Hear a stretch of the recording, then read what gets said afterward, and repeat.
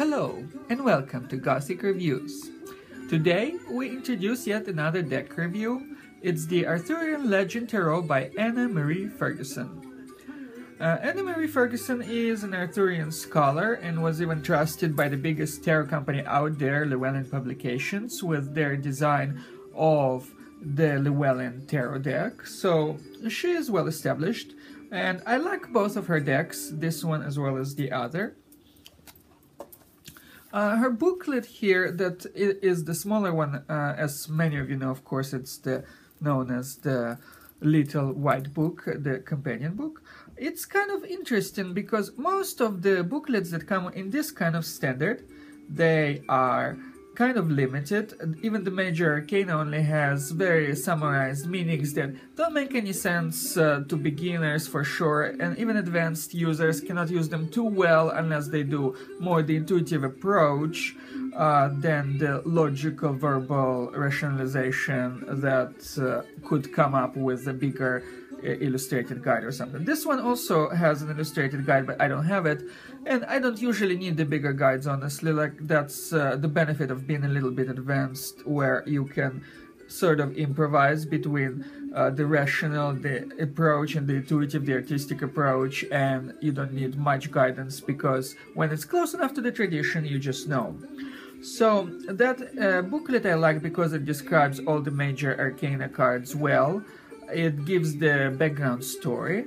The minor arcana also has a few symbolic meanings, reversed, upright. I sort of like the minor arcana too, but I would not recommend them for beginners. They would not be able to go by. The major arcana anybody can start with, the minor not so much.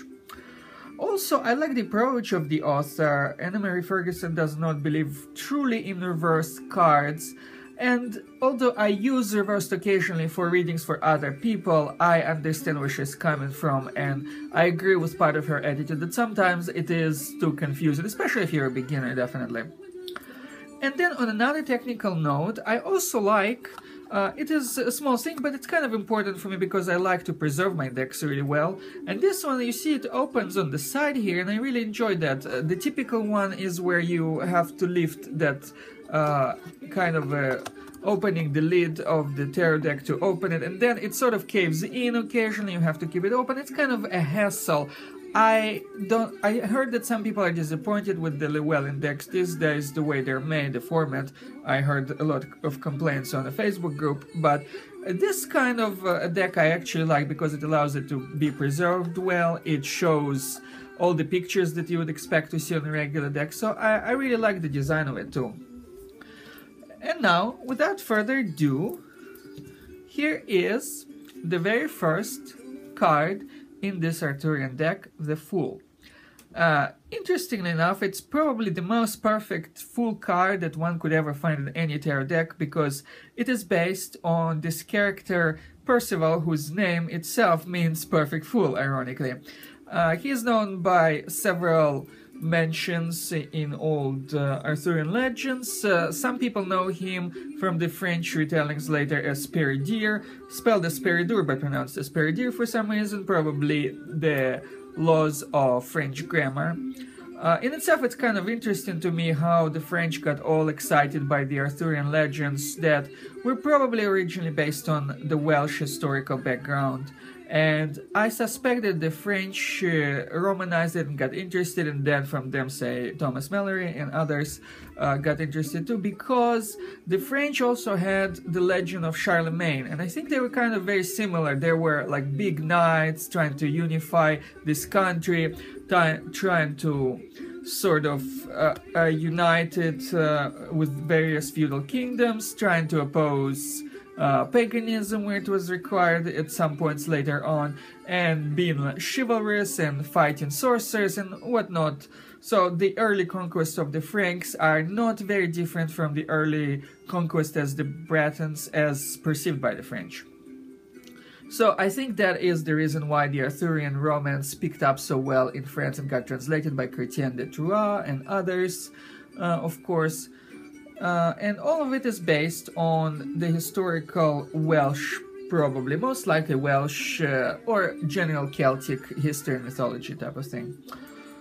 So here we see the fool, Percival, and we see him in this stage that is similar to other fools, where he is approaching something he doesn't know. In this case, it happens to be the recognizable building of Camelot itself as it is being built. And here we see the introductory note that would come throughout the entire theme of the deck. We see Percival standing in nature, and he is overseeing the structure that is organized and man-made. And here we will see lots of opposition between natural values and those imposed by the order that Camelot represents, that the artificial values of honor and everything else the Arthurian court, the Round Table, is supposed to stand for.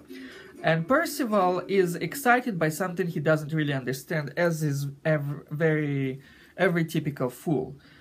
The fool is characterized by the fact that he is drawn to something, and in this case it's something that stands outside of the norm for him, but he is interested, he is drawn to it, and he is going to become part of it. And at first, because he is, as it were, the fool, it doesn't happen very successfully. Percival is being mocked by Sir Kay and others of the court, but Sir Kay represents the general view that this is a country bumpkin who knows nothing, he does not deserve to be at the Round Table or anything. So Percival does seem like a bumpkin, but only because of his lack of knowledge. His dedication, his skill, his interest, all of them combined, they grow, and he becomes eventually a formidable knight in his own right. And that is basically how the journey of the fool is supposed to happen, and eventually every fool grows into a more mature version of himself. The next card we see depicts, of course, the magician, who in the Arthurian version is Merlin. The archetypal magician for most decks, really. But in this case, following the theme delineated in an earlier card of the Fool, it's again he's depicted in this natural setting where he himself is dressed with sort of clothes that are unlikely to represent any kind of Welsh tradition, and again go back to the romanticized notions of the French instead. They seem to be more medieval, and historically they would be maybe a few centuries, several centuries before that kind of a concept arose, so that would be anachronistic kind of clothing for the Welsh, but not so much for the early French. So here we see Merlin depicted with some kind of a dog that I associate personally with Cavall, the faithful companion of Arthur himself. More interestingly, we usually see the magician in control of all the four elements.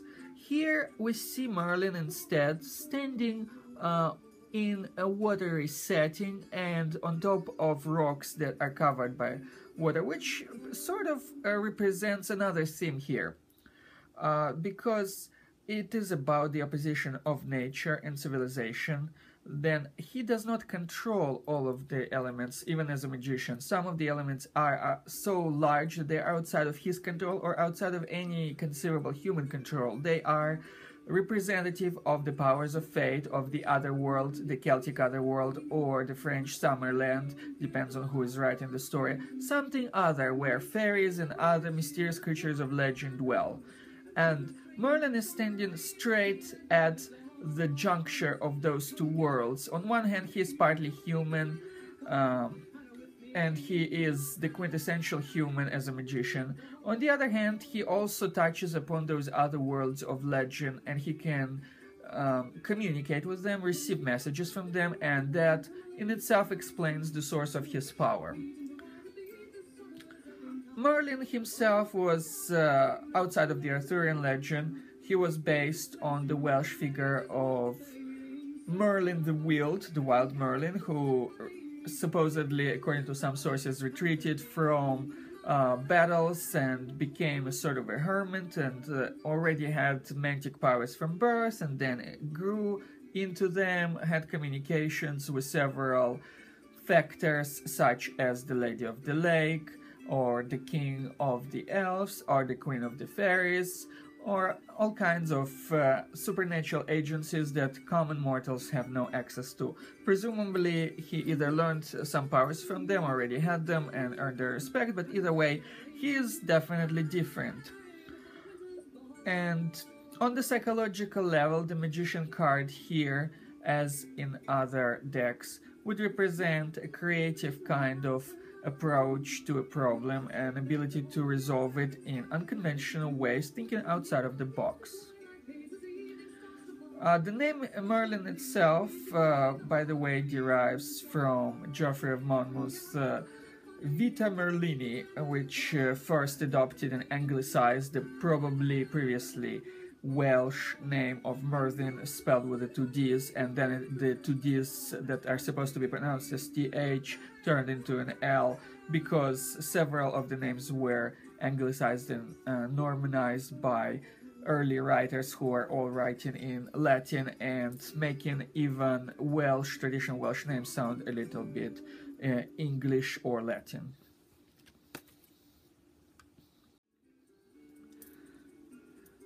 The next card is, of course, the High Priestess.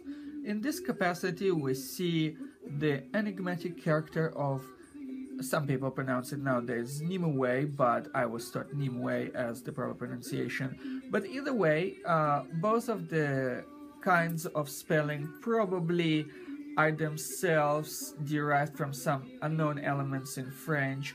The only names I was able to connect Nimue to in legend were those of Niamh of the Golden Hair from Irish legends.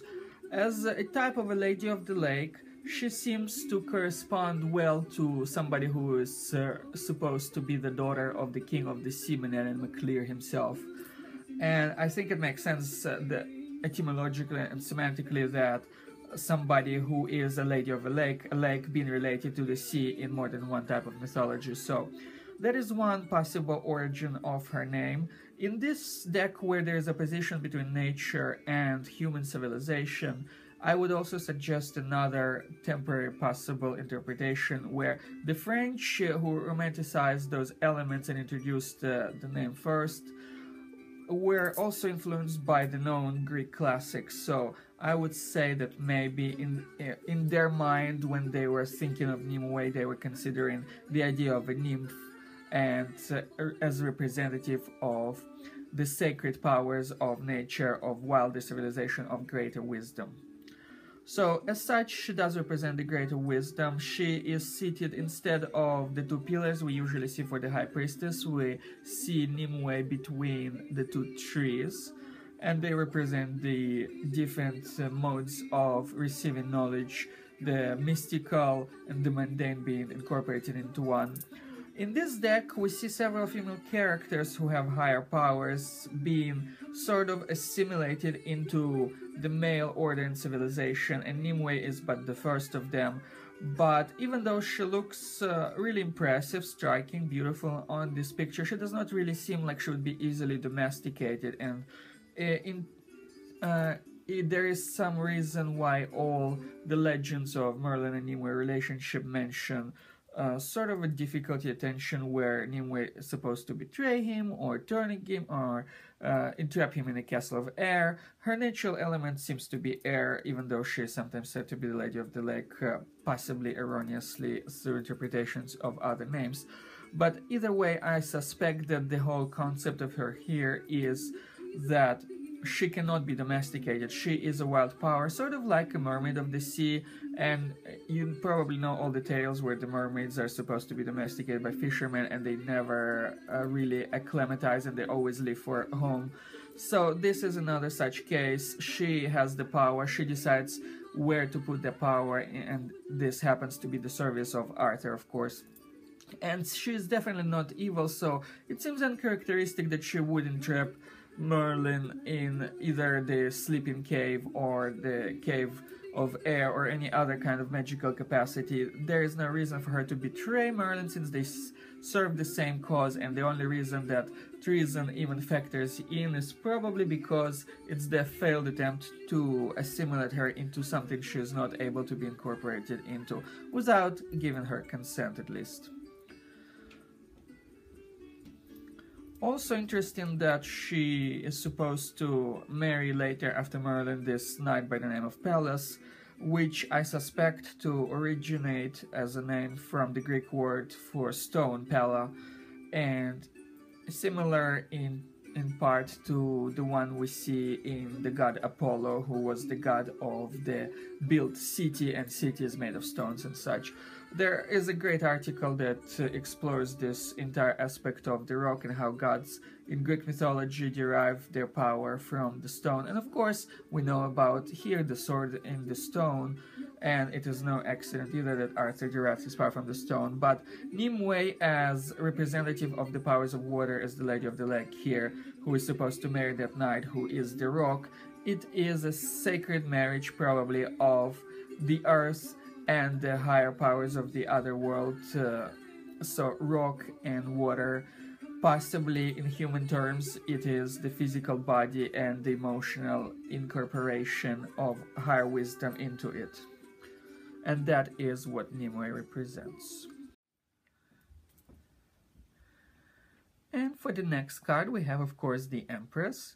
And for natural reasons, here it should be Guinevere, the consort of Arthur. I suspect that she is another such female character who probably represented higher powers. When you think about her name, Fair Phantom, as some interpret it, or Fair Creature, or Fair Magical Being, all of those point to otherworldly sources. She is another character who might represent some kind of fey agency, one of those changelings, or anything else, some kind of manipulation of the higher powers that are not entirely human. And when you consider all the ways, all the versions in which Arthur supposedly meets and marries her, it always seems to happen by accident, as if she is some kind of a play by other forces. And possibly the reason for her supposed betrayal of Arthur and interest in Lancelot could have to do with something where she is a remnant of the past. She reminds people of being involved in other Welsh mythological stories, such as Tristan and Isolde and the evil King Mark and his betrayal. And you probably know those legends, but if not, we'll cover them slightly later with other cards. But basically, I would consider her another representation of the higher agency. She is not entirely human. You can even see that she has two snakes opposing each other on her throne chair. And even that is not an accident, because such snakes could represent the Uraeus in Egypt or other agencies, harmony, the ability to facilitate birth. In other words, all of those properties we usually associate with higher beings like goddesses, like midwives, like forces of fate themselves. And I think that that is how we should interpret Guinevere, as another temporary agent of fate. Even if she is fully human, she is still here a sort of a game piece by other superior forces. And that's why Arthur's doom is largely dictated by forces of fate. Next, we of course have the Emperor, who happens to be Arthur himself. The name here is misleading. The French legends all mention him as a king, and again, I suspect that the idea here is that they compare him, even unconsciously, to the great Charlemagne. And that's why all his kingship comes about.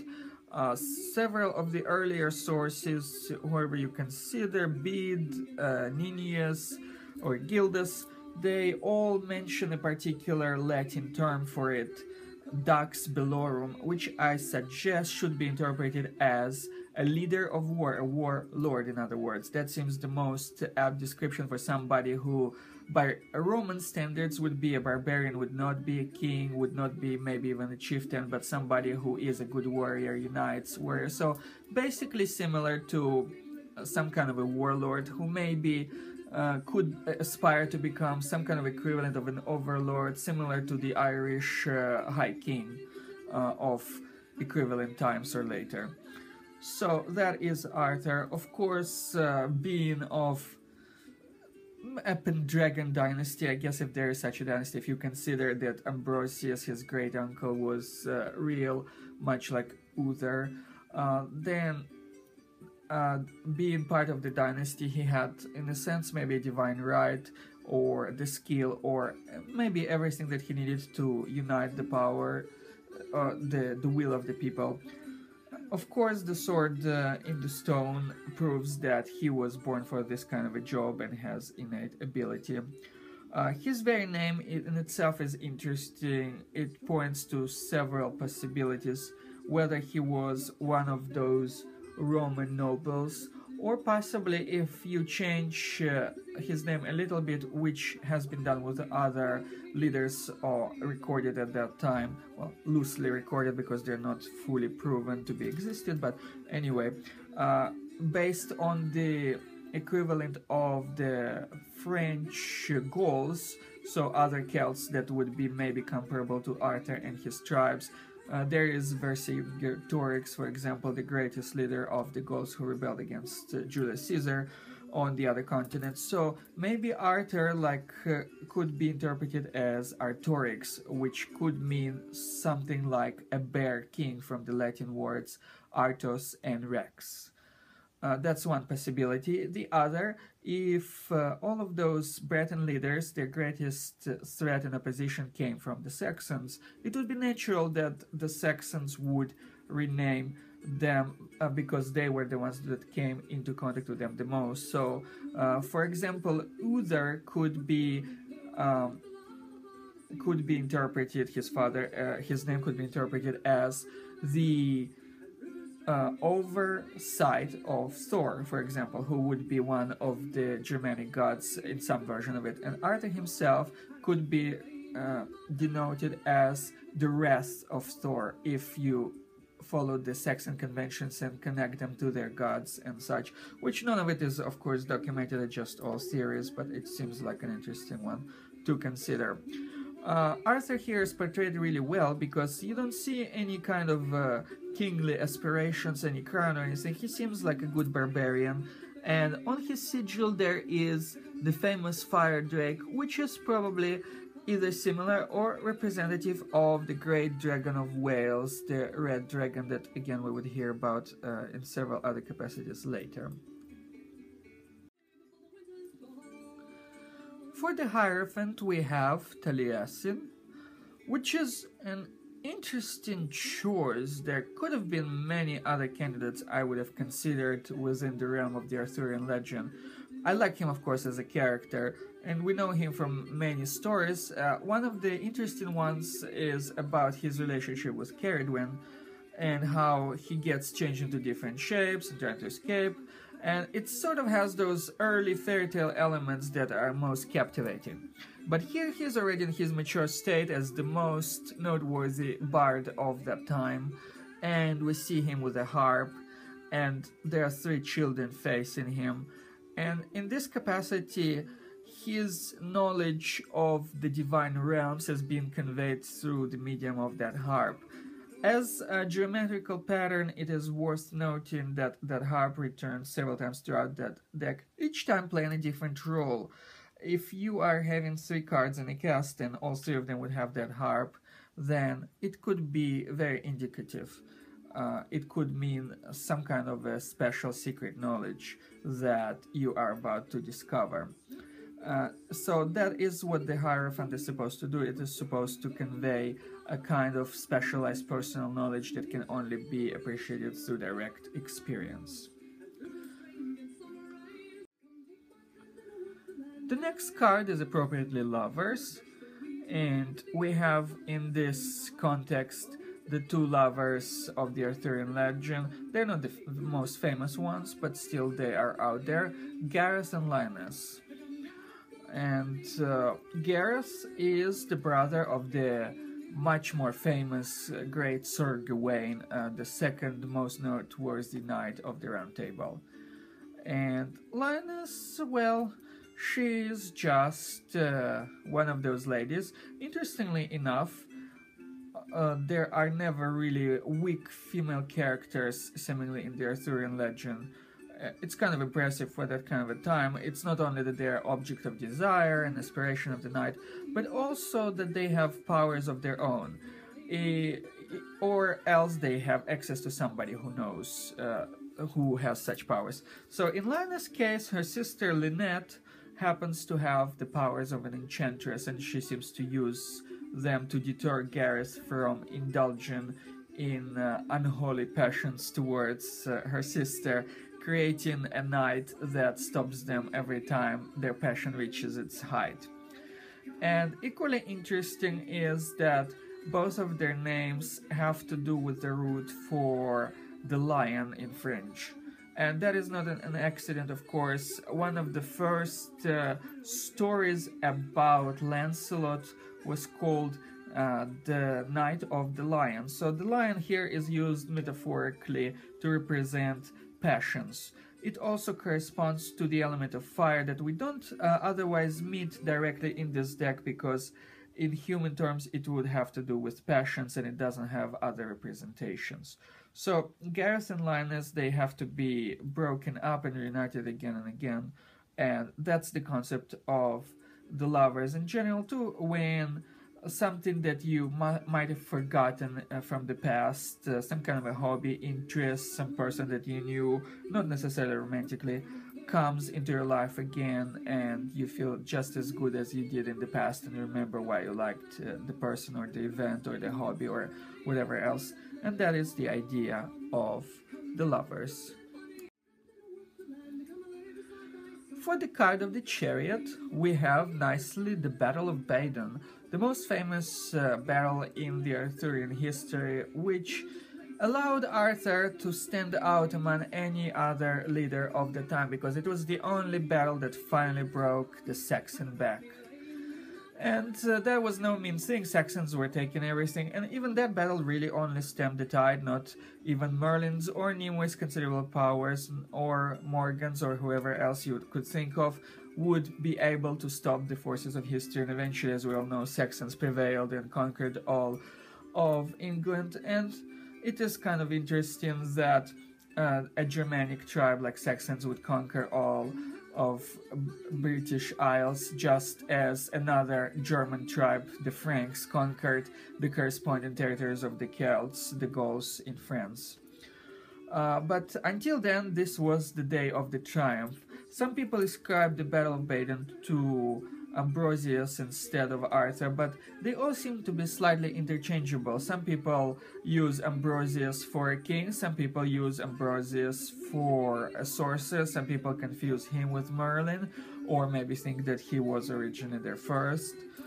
Ambrosius itself is, of course, an interesting name. It also has Roman origins like Arthur, which is appropriate because the very early legends of that time were written by three scholars, three monks, and they were all written in Latin. So they had a certain definite sympathy towards the Roman way of life. I think for them, Romans represented the last vestiges of order, where the invading hordes or even the local population of the Romanized Celts might have represented chaos. So I think all of the early writers were definitely disposed towards the Romans, and so they even give the best leaders that they can think of, such as Arthur, Ambrosius, Roman names. Uther was possibly an exception, but then again I suspect that his origins could be tied to a Saxon given name rather than a native Breton or Romanized name.